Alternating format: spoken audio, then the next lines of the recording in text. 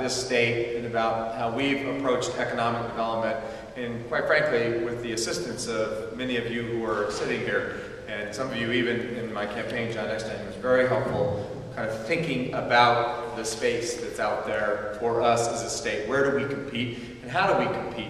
And so we did two different things, I think, that are important generally. And one of those things is to say, where are we as a state able really to lay down a marker? Where haven't we laid down a marker, but there's potential? And where have we laid down a marker and we can either sit in that space or grow it perhaps? So with the help of a lot of people in the Office of Economic Development, particularly Don Elliman, we focused on a strategy that involved the following. Aerospace, a place we were already really significantly involved. We're the second highest concentration of aerospace workers in America. Texas says they're second, but they lie. So we're second, and we need to keep that space. We need to really do all we can to promote it, but we'd already really done a very good job of building that up in the past. Likewise, tourism, was going to be less of a strategy that was about sort of building something new in the way of workforce, but it was about marketing the state. And so that was important for us. The issue around information and communication technology was really interesting for us because we lost 100,000 jobs in the last recession. And so it was, what do we occupy in that space? And we ultimately came around to saying we have to have a focus here, but understanding the difficulty that we'd had before and looking at other industries as well. And these two industries struck us as a place where there was great space for Coloradans to play. And the first was in the clean energy, clean tech business. And you've really seen us grow into a national, I would argue, international hub in clean energy and clean tech. And the second is life science and bioscience. And we made such significant progress in thinking about this as an investment opportunity, and Denise, like you said, a long-term investment opportunity that, where the payback's going to come, but it may be a while, but we have to right now build, upon the foundation. There was foundation there, but we believe that we've expanded that in a really serious way. Partly that's this focus that we have on universities and research universities, how important it's been for us to understand the relationship between research universities and the ideas that are conceptualized in the laboratories, and then the commercialization of those ideas and how we can bring them out of the university and actually find a way to make them part of a viable economy. And so whether you look at the Anschutz Medical Campus or the University of Colorado, Colorado State University, Colorado School of Mines, they all have life sciences work that's going on there. I just went to CSU and they have a animal disease and an infectious disease campus up there that's really important, and they just finished opening up the last part of that campus. It's 3 different distinct things that are going on, and Denise and I were there together. The University of Colorado, they already had a lot going on, but to put in place this Institute of Microbiotechnology with Tom Check as its director, and I feel good about my role in that because getting the Tom Check is kind of like being an NFL team owner or something and trying to get the best quarterback out there. And Tom Check happens to be a person who can attract not only people to his laboratory, but attract people into the private sector. And so we've seen that. We put our money down as well and committed state money to the building out of that because we believe that was such an important thing to do. So we did that. We had this focus on that economic development, and then said generally as it relates to business development, what are the things that we can do to really create this pro-business environment? And there are a lot of different things, and I think the building out of a tax credit that allowed people to have a 50% credit for 5 years, or 50% of their FICA credit for 5 years if the income was 110% of the average income in the county.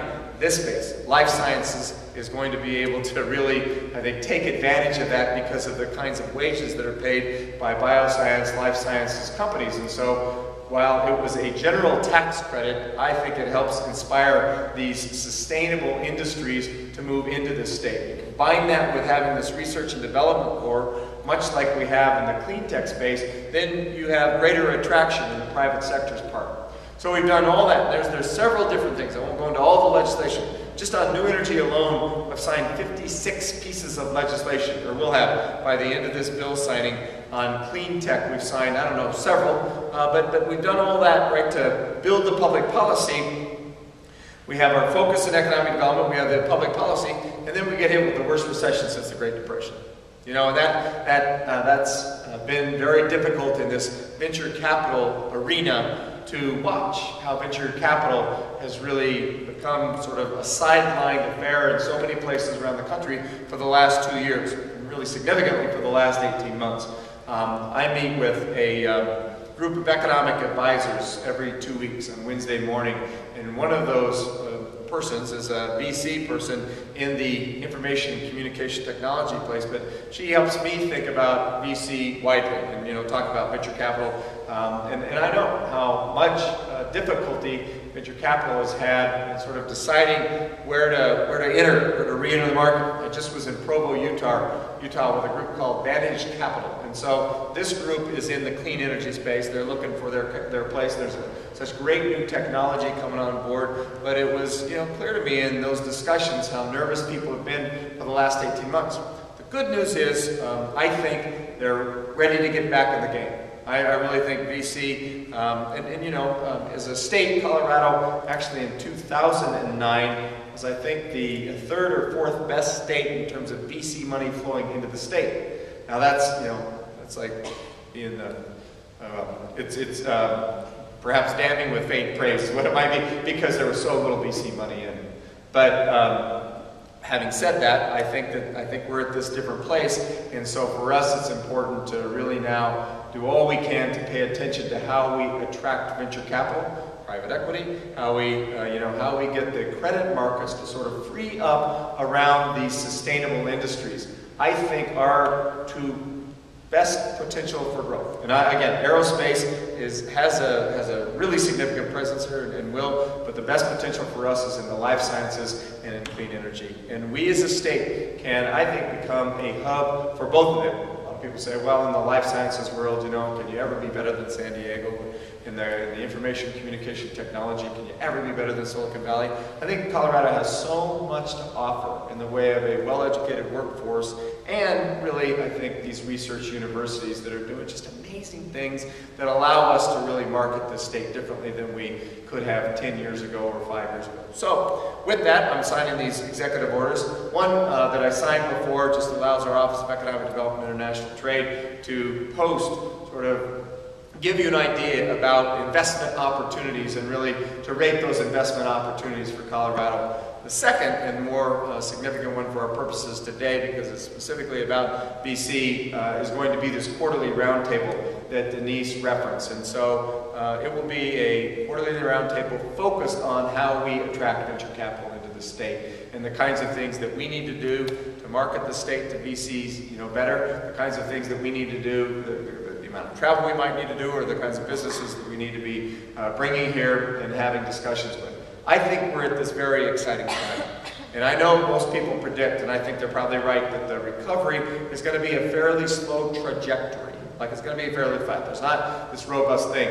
But what I believe is that the recovery is going to happen if, in fact, you have made a play in a place where there's a sustainable industry going forward. And I think both energy and life sciences are exactly that. So for our purposes, the focus that we made at the beginning of the administration is the right focus. So with that, I'm going to sit down and sign those, but I thought maybe I'd take questions before I sign them, just so I don't have to get up, get down, get up, get down. Just a point of personal privilege for me. I think everybody needs to know that I'm John Eckstein, former head of the Public Policy Committee. I resigned as head of it. But I just wanted to thank you, Governor, because I haven't lived here as long as Ms. Brown has lived here. But in my experience, I really appreciate the fact that you kept your promises to the bioscience industry in this last session. Okay? That was not an easy thing for you to do. And I've never seen a guy be as straight and true as you've been for us in that last session. And I just want to thank you for that. I appreciate you saying that. Thanks. I appreciate that. There was so much difficulty over the last 2 years to govern. We wound up, I think, cutting or reconciling $3.4 billion in shortfalls. We have a $7